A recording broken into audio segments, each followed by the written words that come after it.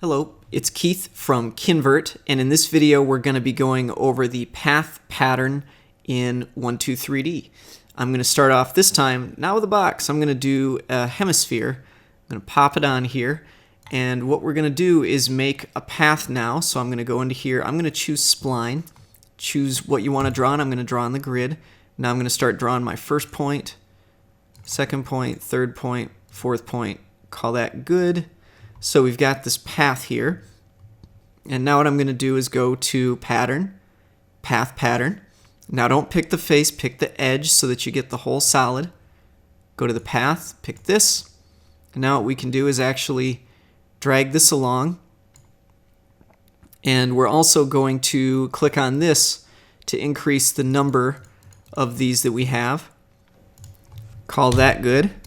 And yeah, now I'm going to go into here, make a cylinder. How about radius of 3, height of 10, and this should be smaller. How about 2? Sure, and then I'm just going to grab that, and I'm going to put on another one. Where? Why am I? There we go. All right, and what was it? 2 by 10.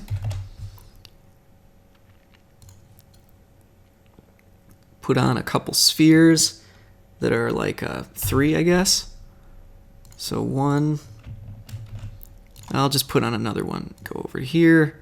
3. Pop it there. Grab both of these. Translate. And then I'm going to... What? Grab this. Grab this. Control T. I did not know that I had more than one there. All right. Put that there, delete this one, combine, subtract, pick, enter.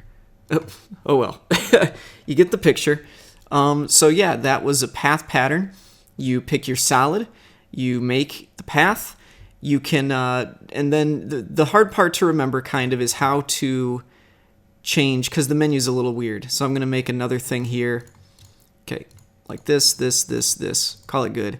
Go back, pattern, path pattern, pick the solid, remember to pick the edge, here's the path, and then you can drag this along the path, but you don't really see where to adjust, you know, because there's also path directions, so see how it kind of rotates this according to where it is, but then for this is how you can change the quantity. So you can see how these kind of rotate to line up with the path because I chose that. So, Keith from Kinvert, we went over path patterns in 123D. Hope that was helpful. This is part of our online class about 3D printing and CAD. And yeah, we will see you guys in the next one. Bye-bye.